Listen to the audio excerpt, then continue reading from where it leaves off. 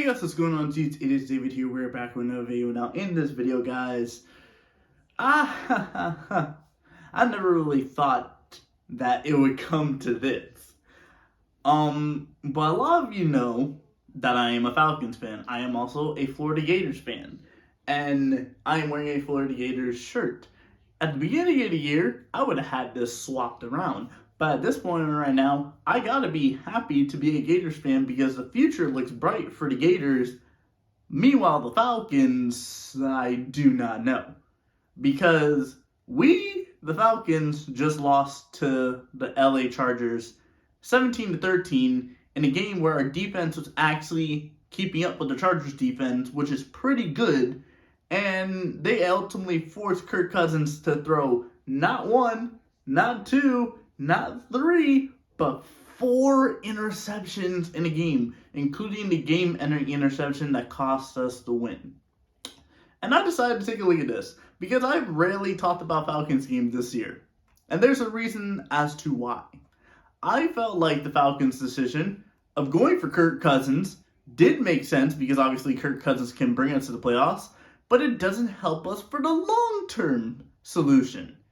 And this team is still building for the long term because we got a couple young pieces that we're putting together. And we're going to need money to pay them when they get there. And Kirk Cousins is only going to be here for at least 2 years. So we're giving Kirk Cousins a 2-year window to bring us to a possible Super Bowl. Considering what's going on in the NFL, it looks highly unlikely. Let's take a look at the last 5 games for the Atlanta Falcons. 31-26 win to against the Buccaneers. 27-21 win to the Dallas Cowboys. The Dallas Cowboys are crap, and we only won within a touchdown.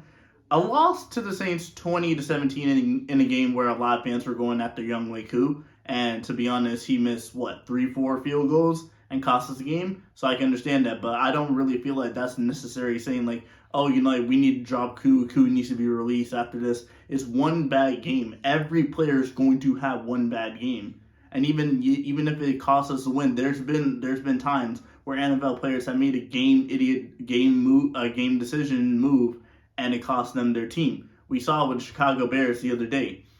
What they did ended up costing them their head coaching job. Tyreek Stevenson, a couple weeks ago when they were playing the Commanders, he made a dumb move that cost his team. It happens in the NFL. It's going to continue happening, and Younghoe Koo should not lose his job over us losing one game against the Saints. Who I wasn't surprised that we lost against the Saints. One reason why the Saints just fired their head coach, and the Saints were always going to play us tough, and I'm not surprised that we lost 20-17. We should have won the game obviously with the field goals, but it is what it is. Then we came to Denver and we lost 38-6 to the Broncos. And Bo Nix looked like an MVP candidate against us. And then in this game, we made one of the young wide receivers for the Chargers look like a top wide receiver in Ladd McConkey from Georgia. A guy that I am pretty sure when it came to draft season, I thought about us drafting in possibly the 2nd or 3rd round. He ended up going to the Chargers. And let's take a look at another thing I wanted the Falcons to go after. Because the biggest debate was, for me, I wanted the Falcons to go get Justin Fields. Justin Fields may not be the greatest passer like Kirk Cousins is. He may not be able to put up 400, 500-yard games. But what he is, he's a young quarterback that still has experience as a starting quarterback in the NFL. And here's the reason why I believe it was the right decision. I still think so. The Falcons should have gone with Justin Fields. We saw what Justin Fields did with the Steelers and that Steelers team. He brought them to, a 3-2 record, 4-2 record at the beginning of the season. And Russell Wilson just went off against the Cincinnati Bengals, so fair enough. But not also what I can say this right now. Had we signed Justin Fields, right, and not pay Kirk Cousins some money, you know what we could have done with this team? We could have built pieces around the defense, because that is the biggest problem. And with a guy like Justin Fields, who is mobile, who can at least throw the ball a good amount of yards. He may not always hit the target, but he's still more mobile than Kirk Cousins. He can get out of the pocket. He can make moves. He can make plays based off the way he moves. And he wouldn't have costed us the amount of money that we paid Kirk Cousins. We drafted Michael Penix Jr.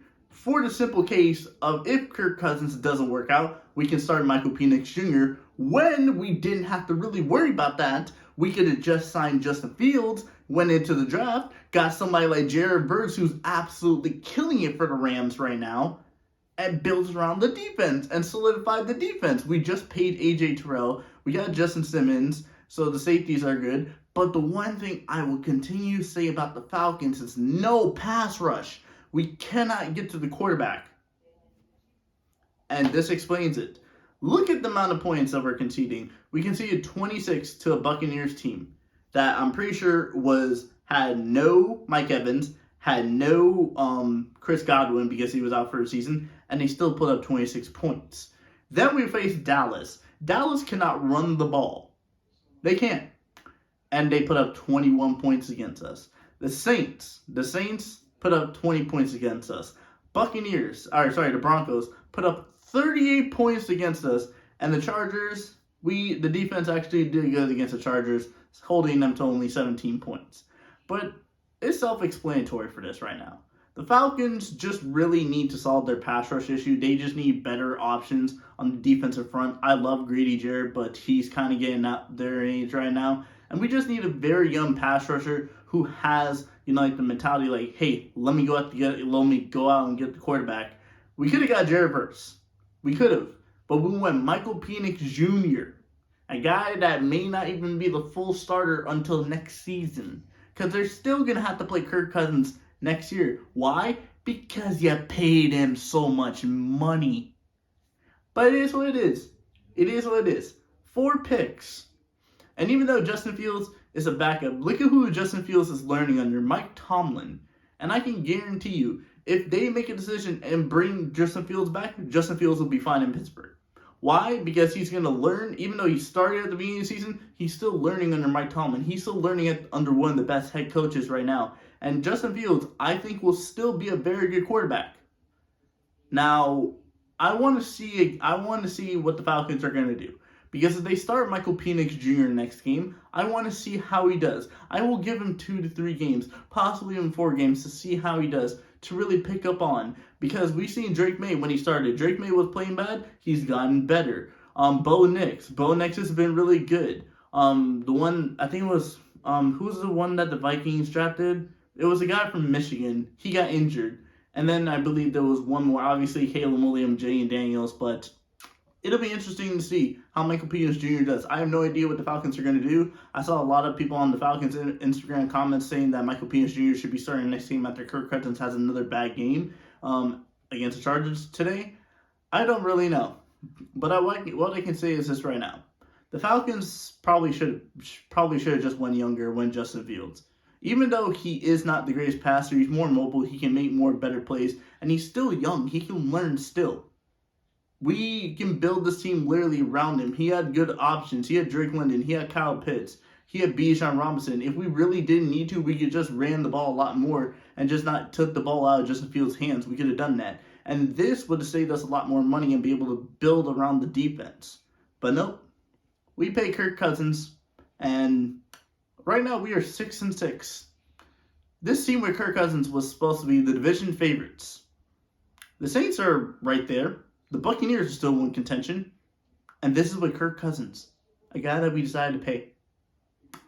I got nothing to say. I'll see you guys later.